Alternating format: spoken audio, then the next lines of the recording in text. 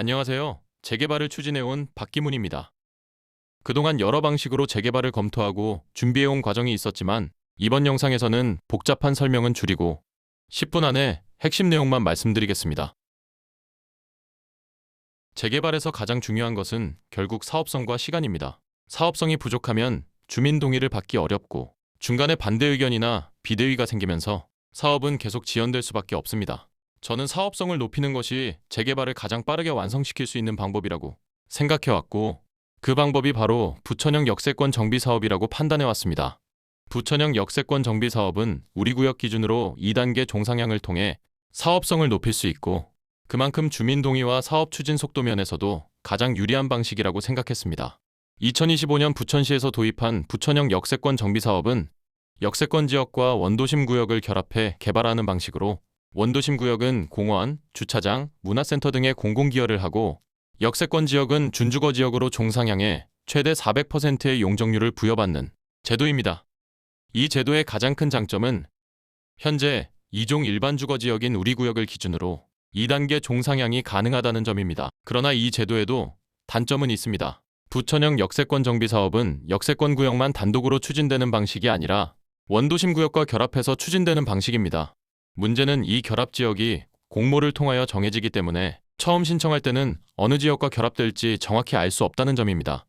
부천시는 지난해 결합 지역을 역세권 구역 면적의 약 6% 수준으로 하고 가능하면 가까운 구역으로 배치하겠다는 기준을 밝힌 바 있습니다. 2025년에는 주민 여러분께서 불과 13일 만에 약 12%의 동의를 모아주신 덕분에 저희도 부천형 역세권 정비 사업에 도전할 수 있었습니다. 다만 아쉽게도 최종 선정까지는 이어지지 못했습니다. 같은 아쉬움을 반복하지 않기 위해 먼저 2025년 공모 당시 지적됐던 부분들을 하나씩 짚어보겠습니다. 첫 번째 지적사항은 정북 방향 1조권 문제였습니다. 준주거 지역으로 종상향되면 최대 400%의 용적률을 사용하게 되고 건물 높이는 30층에서 40층 가까이 올라가게 됩니다. 그럴 경우 북측 주택지에는 장시간 그림자가 생길 수밖에 없습니다. 그렇다고 남쪽으로 최대한 밀어서 배치하는 것도 좁은 면적 때문에 어렵습니다. 두 번째는 구역 형상 문제였습니다. 가로주택 정비사업에서 배제된 지역과 단독으로는 정비사업 추진이 어려운 지역까지 포함하면서 가점 요인은 만들 수 있었습니다. 하지만 앞서 말씀드린 1조권 문제를 고려했을 때 전체적인 구역 형상이 적절하지 않다는 지적을 받았습니다. 세 번째는 면적에 관한 지적이었습니다. 당시 소사역 주변 구역은 서해선이 사유지 지하를 통과하는 문제 등으로 선정 가능성이 높다고 판단됐습니다. 결국 남은 한 자리를 두고 중동역 구역과 저희 구역이 경쟁하는 구도였습니다.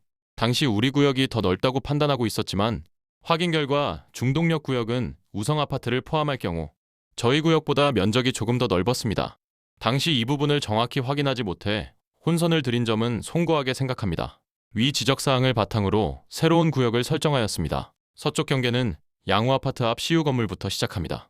마을버스가 다니는 길을 따라 예전 수협사거리 앞까지 이어지도록 구역 설정을 하였습니다. 북쪽 경계는 이 지점에서부터 동사무소 앞 길을 따라 속편한 의원까지 이어지도록 구역 설정을 하였습니다. 전체 구역도는 이와 같습니다. 다만 해당 지역은 이미 가로주택 정비 사업이 추진 중인 구역이기 때문에 이번에도 구역 설정에서는 제외했습니다. 새롭게 설정한 구역의 전체 면적은 79,769.1제곱미터이고 전체 토지 등 소유자 수는 735명입니다. 예상 세대수는 향후 평형 구성과 세대 타입에 따라 달라질 수 있으나 약 2,400세대에서 2,800세대 정도로 예상됩니다. 작년과 비교하면 면적은 15,928제곱미터 증가했고 토지 등 소유자 수도 149명 늘었습니다. 단순히 사람 수만 늘어난 것이 아니라 증가한 토지 등 소유자 수에 비해 편입 면적도 충분히 확보되었기 때문에 전체적인 사업 규모와 개발 여건을 개선하는 방향으로 작용했습니다. 작년에는 이 지역을 포함할 경우 연면적 노후도 요건을 충족하기 어려웠습니다. 잠시만요. 노후도가 문제가 됐다고요? 집들이 다 낡아 보이는데 어떻게 노후도가 문제가 될 수 있죠? 부천시 역세권 정비 사업에서는 건축물 노후도 60%와 연면적 노후도 60%를 동시에 충족하는 것을 요건으로 합니다. 한 구역에 이렇게 4집이 있다고 가정해 보겠습니다. 주택 세 채는 바닥 면적이 100제곱미터인 30년 된 노후주택, 빌라 한 채는 바닥 면적이 300제곱미터인 5년 된 신축일 경우 건물 노후도는 75%가 나옵니다. 그러나 바닥 면적, 즉 연면적 노후도는 50%가 나와서 연면적 노후도에 미달하게 됩니다. 우리 구역에 보면 이쪽 구역과 새롭게 추가된 지역에 연면적이 넓은 신축들이 많이 있어서 연면적 노후도가 56.7%로 나옵니다. 그러나 올해는 신설된 부천시 조례의 노후도 완화 규정을 적용할 수 있게 되었습니다. 조례에 따르면 지하층의 전부 또는 일부를 주거용도로 사용하는 공동주택은 노후 불량 건축물 기준을 20년으로 적용할 수 있습니다. 이 완화 규정을 적용하면 우리 구역의 연면적 노후도는 기존 56.7%에서 61.3%로 올라가게 됩니다. 결과적으로 작년에는 포함하기 어려웠던 지역까지 올해는 구역에 포함할 수 있는 여건이 마련된 것입니다. 새로운 구역이 포함됨으로써 작년 지적사항이 어떻게 보완되는지, 그리고 공모사업은 결국 상대평가인 만큼 다른 구역들과 비교했을 때 우리 구역이 어떤 강점을 갖게 되었는지 하나씩 살펴보겠습니다. 먼저 1조건 문제입니다. 다만 1조건 문제는 구역의 형상과 따로 볼 수 없는 문제입니다. 따라서 1조건 문제와 형상 문제를 함께 살펴보겠습니다. 주거지역에서 정북 방향 1조건 문제를 100% 해소하기긴 현실적으로 쉽지 않습니다. 따라서 이번에는 1조건 문제를 완전히 없앤다는 접근이 아니라 구역 형상을 조정해 그 영향을 최대한 완화하는 방향으로 검토했습니다.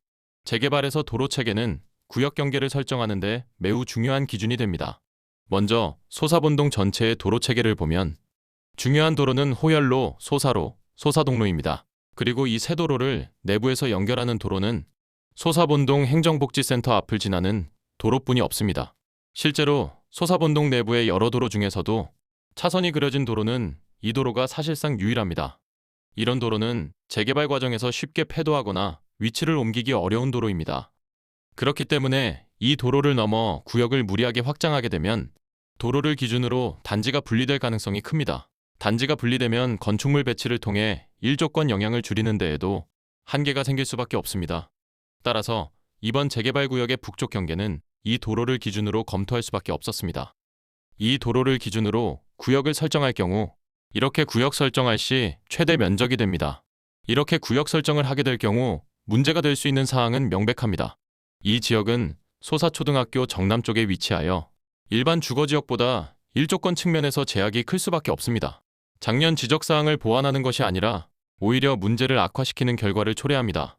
시청 담당자와 검토하는 과정에서 면적 측면의 가점을 고려해 이 지역을 포함하는 방안을 검토하였지만 1조건 문제로 인해 용적률 400%를 온전히 활용하기 어렵고 결과적으로 사업성이 악화될 수 있다고 판단했습니다. 따라서 이 방안은 채택하기 어려웠습니다. 최대 면적안은 버리고 실질적으로 가능한 구역은 바로 현재 설정한 구역이었습니다. 현재 구역 형상은 부정형적인 모양이기에 향후 필지는 두 단지로 나뉠 수밖에 없습니다. 필지는 이와 같이 나뉠 가능성이 큽니다. 이럴 경우 동쪽 블록은 1조건 문제를 다시 지적받을 수밖에 없습니다. 서쪽 블록은 남북으로 길게 형성된 구역입니다.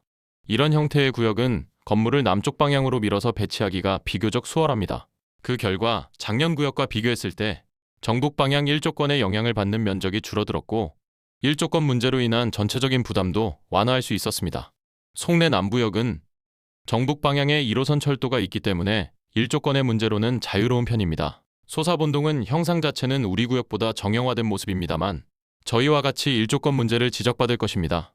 다만 앞서 말씀드린 것과 같이 중요한 연결도로를 경계로 삼지 않고 연면적 노후도 요건을 맞추기 위해 도로 안쪽으로 구역을 설정했다는 점에서 도시계획 정합성 면에서 감점 요소가 있을 것입니다. 마지막 면적입니다. 우리 구역의 면적은 79,791제곱미터이고 소사본동, 즉 소세울역 서쪽은 약 56,000제곱미터, 송내역 남부는 약 51,000제곱미터입니다.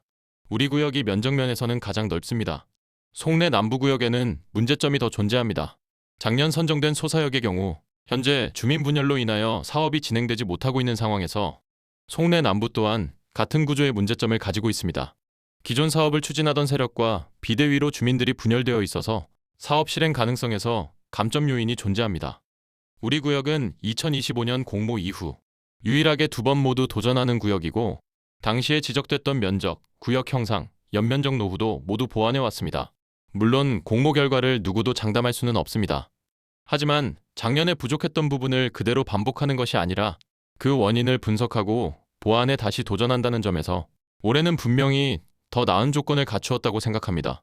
부천형 역세권 정비 사업은 2단계 종상향이라는 파격적인 혜택을 기대할 수 있는 사업입니다. 그리고 이 공모가 앞으로도 계속 이어질지는 누구도 장담할 수 없습니다. 어쩌면 이번이 사실상 마지막 기회가 될 수도 있습니다. 이제 남은 것은 주민 여러분의 동의서 제출입니다. 뉴타운 때의 아쉬움을 반복하지 않도록 이번 기회만큼은 함께 현실로 만들어 주시기 바랍니다.